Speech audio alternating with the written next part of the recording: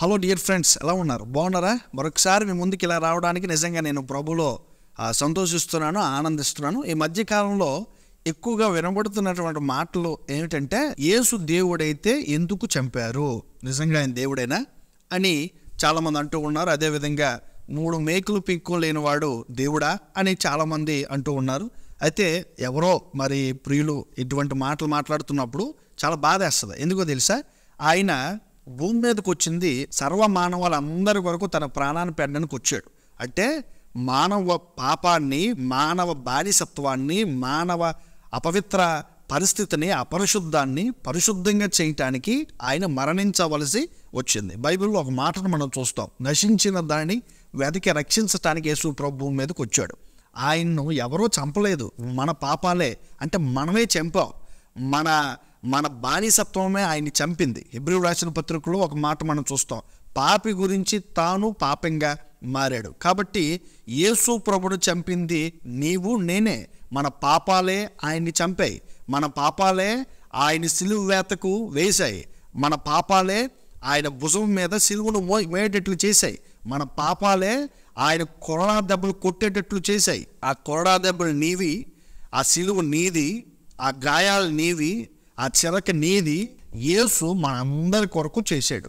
సర్వ పాప పరిహారార్థం అనే మాట మనం చూస్తాం. అంటే సర్వ మానవులందరి కొరకు తన ప్రాణాన్ని ఒక్కసారి అందరి గురించి తన ప్రాణాన్ని పెట్టాడు. 33 సంవత్సరాలు భూమి మీద బ్రతికి ఆయన నీ కొరకు నా కొరకు తన మంచి యవ్వన జీవితాన్ని నీ కొరకు సాక్రిఫైస్ చేశారు, లేక నా కొరకు సాక్రిఫైస్ చేశారు.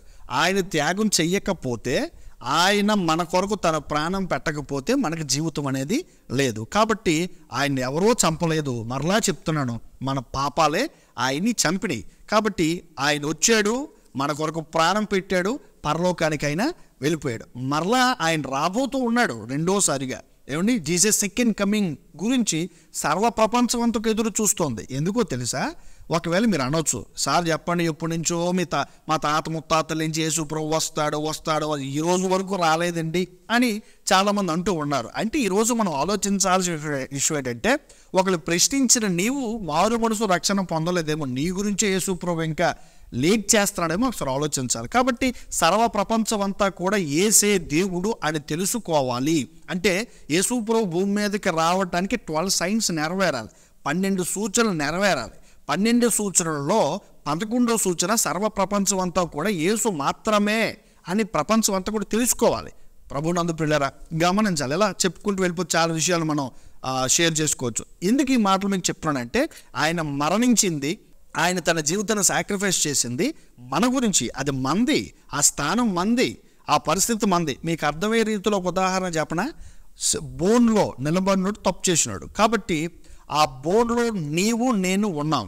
ఆ తప్పు చేసింది మనం, ఆ పొరపాటు చేసింది మనం. అప్పుడు ఒక పెద్ద ఆయన వచ్చి, నువ్వు ప్రక్కకి వెళ్ళిపో, నీ నిందను, నువ్వు చేసిన తప్పు నేను భరిస్తున్నాను అని చెప్పి మన శిక్షను ఆయన తీసుకుని ఆయన భరించాడు. దేవుని స్తోత్రం కలుగును గాక. ఆయన ఎవరో కాదు, ప్రభు అయినటువంటి యేసుక్రీస్తు వారే మన శిక్షను ఆయన భరించాడు. ఉద్యోగాలుగా చెప్పాలంటే మన శిక్షను, అంటే పాపం వల్ల వచ్చు జీతం మరణం అనే మాట మనం చూస్తాం. పాపం వల్ల వచ్చు జీతం మరణం. యేసు శిలువ యాగం ద్వారా ఆ మరణాన్ని దేవుడు కొట్టివేశాడు. కాబట్టి యేసును నమ్మితే, ఏమండి, మతం మారడం కాదు, యేసును నమ్మితే, ఏమండి, అంటే ఈ లోక సంబంధమైన రిలీజన్ కోసం యేసు ప్రభు చెప్పలే, మారు మనసు రక్షణ, అంతేనండి. దేవుని స్తోత్రం కలుగునుగా. కాబట్టి ఆయన మన కోసమే చేశాడు. ఆ మేకులు మనమే. ఏమండి, ఆయన చంపిన విధానం కూడా, ఏమండి, ఎంత క్రూరంగా హింసించారో చూడండి. ఒక చరిత్రకారుడు ఎలా చెప్పాడు, ఆయన దేహం పైన ఉన్న గాయాలు 5743 గాయాలు. అంటే యూదుల ఆచార ప్రకారం ఒకటి తక్కువ 40 దెబ్బలే కొట్టాలంటే 39 దెబ్బలు కొట్టాలి తప్పు చేసినాడు. కానీ యేసు ప్రభుని ఒక భక్తుడు ఏమన్నాడంటే, ఒక చరిత్రకారుడు, ఆయన్ని దానికి మించి వేధించారు, ఆయన్ని దాన్ని మించి బాధించారు, కొట్టారు, ఏమండి, ఈడ్చారు, రక్తం ఏరులై పారేటట్లు చేశారు. ఏమండి, ఇంకా మనం చెప్పాలనుకుంటే రోమన్ కొరడా, నేను రోమన్ కొరడా కోసం కూడా స్టడీ చేసినప్పుడు, ఏమండి, ప్రపంచంలో అన్ని కొరడాల కంటే రోమన్ కొరడా చాలా భయంకరమైనటువంటి కొరడా. ఇంక విషయాల కోసం మన ఛానల్లో ఉంటుంది, దయచేసి అవకాశం ఉంటే డిస్క్రిప్షన్లో లింక్ ఇస్తాం, లేదంటే సెట్ చేసి మన ఛానల్లో ఆ రోమన్ కొరడా కోసం ఫుల్ ఇన్ఫర్మేషన్ ఇవ్వడం జరిగింది, మీరు చూడవచ్చు. దేవునికి స్తోత్రం కలుగును గాక. కాబట్టి ప్రభునందు ప్రియ దేవుని పిల్ల రోమన్ కొరడాతో కొట్టారు, పిడిగుద్దులు గుద్దారు ఏవండి. అదేవిధంగా ప్రక్కలో బల్లి పొడిచారు ఏవండి. ఇంకా భౌతిక సంబంధమైన హింస, మానసిక సంబంధమైన హింస ఏంటంటే రాజు శిలువవాస్తుడు ఏంటి అని హేళన చేయడం. ఈరోజు ఎవరైనా మన కోసం తప్పుగా మాట్లాడితే ఒక మాట కూడా మనం పడే ఆలోచన కూడా మనకు ఉండదు. కానీ యేసు ప్రభు మన కోసం ఎంత త్యాగం చేశాడో చూడండి. కాబట్టి ఇలాంటి గొప్ప దేవుణ్ణి, ఇలాంటి ఉన్నతమైన దేవుణ్ణి, నీ కోసం ప్రాణాన్ని పెట్టిన దేవుణ్ణి, నీ కోసం జీవితాన్ని ఇచ్చేసిన దేవుణ్ణి, నీ కోసం జీవితాన్ని సాక్రిఫైస్ చేసిన దేవుణ్ణి, నీ కోసం భూమి మీద ఎవరు చనిపోలేదు, యేసు ప్రభు ఒక్కడే నీ కొరకు ప్రాణం పెట్టాడు.